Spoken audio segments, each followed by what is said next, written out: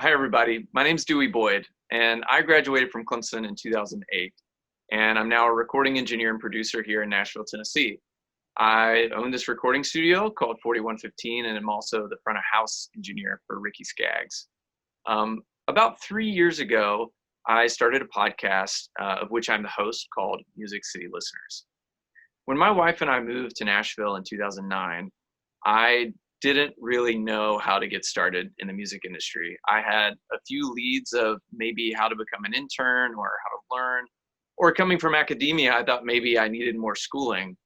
I was fortunate enough to be given a chance to have coffee with this wonderful mix engineer named Shane Wilson.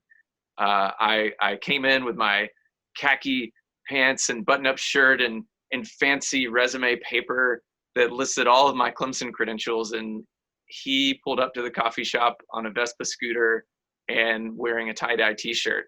And somehow he graciously let me come sit in his room and learn from him for about 3 months. Through that experience, my world changed.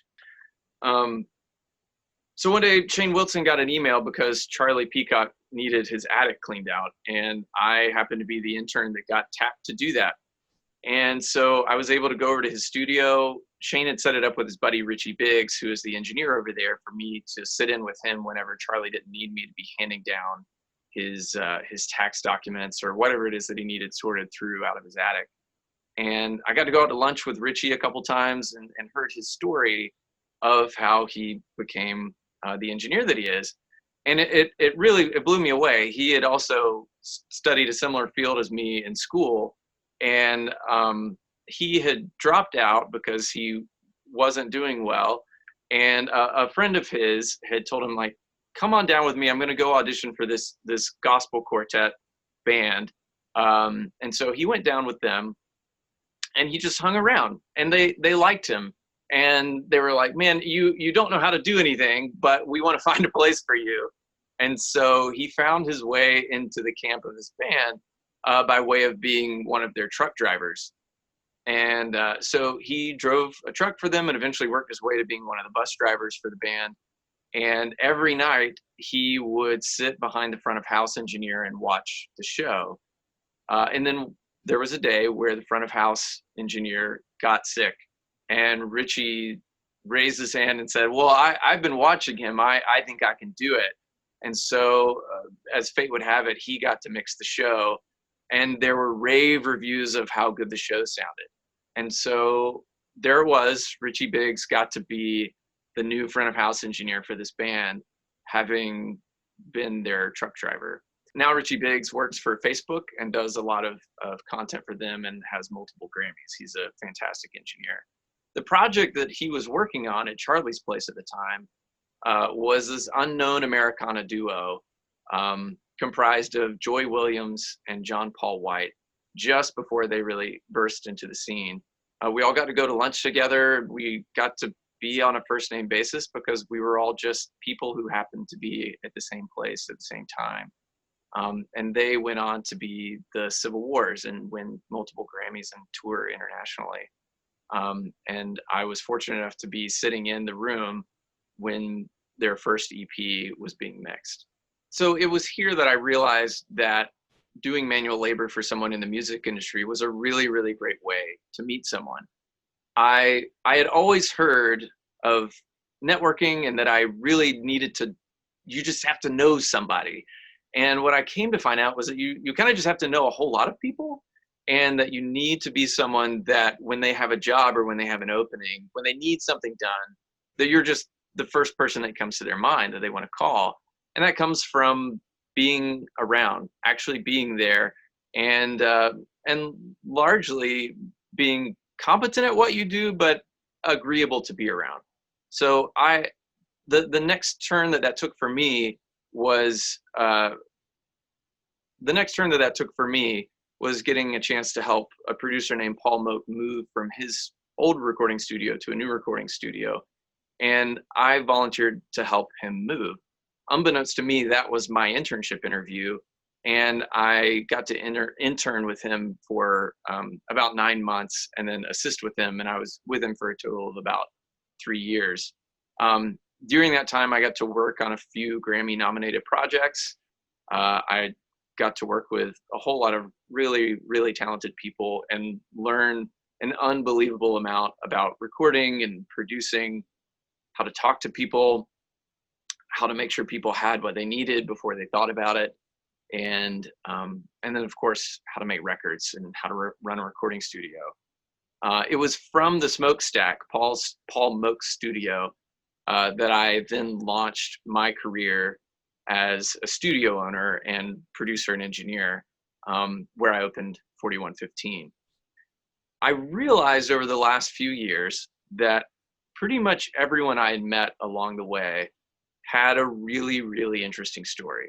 The other people who were trying to do the same thing that I was doing, or in a lot of ways that I'm still trying to do and to find my place, have these twists and turns that aren't prescribed.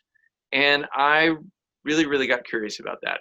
I wanted to start talking to people and finding out, how is it that you went from your hometown, being a kid who was aware that music was made, that was recorded somehow, to being someone who makes the recordings that we hear on the radio and in film and TV. It was from there that I launched a series of events called Music City Listeners. And I could sit here and try to tell you about it, but here, why don't we just play you a little bit? Hi, and welcome to Music City Listeners. I'm your host, Dewey Boyd, and I wanted to know how people find their place in the music industry. So, I've started asking the best listeners I can find how they did it, or maybe how it happened to them. Join me, won't you? We'll start with a simple, where are you from? And we'll see where this all goes.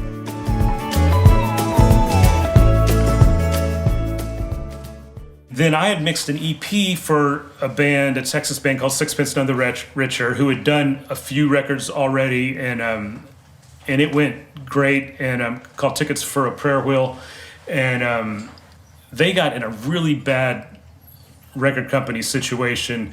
I don't remember all the details. All I know is it was unethical and unfair, and they had attorneys fighting to get them out, but it was going to be a lengthy process. So Steve comes to me and says, man, I think we're going to do a record that we got to keep under the, we can't really let the word out that we're doing it, but we're going to, without letting anybody know, make a whole record on this band because we got attorneys fighting, and Steve was helping pay to get the attorneys to get them out of the deal, but until we get out of the deal, we can't do anything because they'll end up, coming confiscating all the tapes and potentially putting somebody in jail or something. So we're looking at a place to do this record, and there was a studio on Music Row that had been called Sanctuary Recording. Ironically, the one building, I don't know what direction it is, west of the studio is their label. So when we were sitting in the control room, we are literally about 75 feet from the president of their label, that if he had any idea we were recording, he would have went crazy. But of course we're not going to tell him. So we're like even watching when we're driving into the studio every day and just trying to keep it completely quiet. But my tried and true method over the years has been to look at a record or any project from a three-tiered angle. The 3 M's, which we still haven't figured out yet. Music, obviously, do I dig the music? Is this something I'm into? Money, do they have any? How are we going to budget this record? And then what has become more important to me in later years, which is the hang, which there's no M for. But am I going to get along with this artist? Is this artist at a point in their career where it matches the point that I'm at my career? Or am I just making another record that's going to sit on somebody's mom's hard drive, That was mean, wasn't it? But, it's like I want to align myself with people that are doing something that can hopefully bring me more work because they're going out and being great at what they're doing. So the rule is if I can get 2 out of 3 of those, I'm going to have a good time. It's going to be a good experience. And the only time I've ever broken it is because the money is there, but there's no vibe, there's no hang or the music sucks. And I've fallen for that trick a number of times, and it's always a disaster.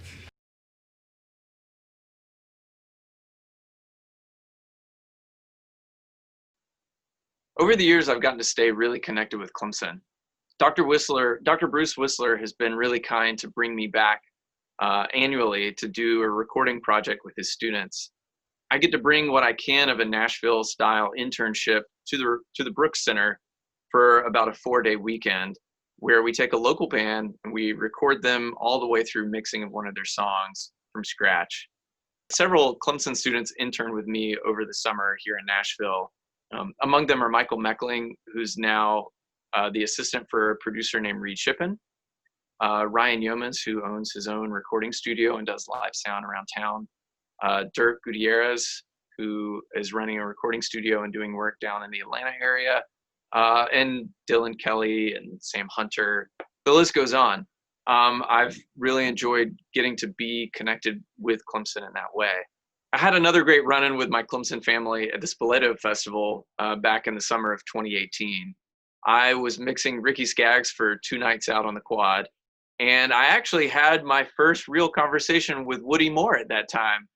So my little Brooks Center secret is that I actually studied mechanical engineering at Clemson, and I graduated in 2008 and then dropped out of mechanical engineering graduate school in 2009.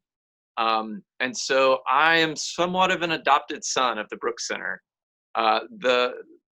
The benevolence of the Brooks Center made me able to be around to practice an instrument, to take in some classes on audio, and to practice an instrument that I wouldn't have otherwise been able to do.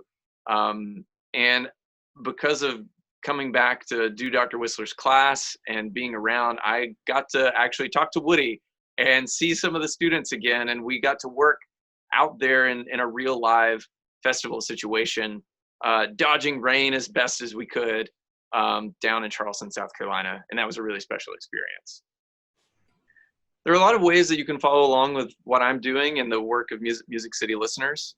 The best place to go see Music City Listeners is to subscribe to the 4115 YouTube channel and find the Music City Listeners playlist. If you prefer to take in your podcast in audio form only, then you can find us by searching for Music City Listeners on any of your favorite podcasting platforms. We're also on social media as @Music City Listeners, and the studio, if you want to follow along with us there. And you'll be able to see another Clemson alum, Michael Meckling, who's now one of the partners here, at 4115, all spelled out in words, on Instagram, Facebook, and Twitter. Remember to follow the Brooks Center online by following them on social media and subscribing to their YouTube channel. And if you want to see more content like this, hold on, let me see. They told me to read, if you would like to support more content like this, you can donate to the Brooks Center by visiting the link in the video description. That's down there. Thanks, guys. We'll see you next time.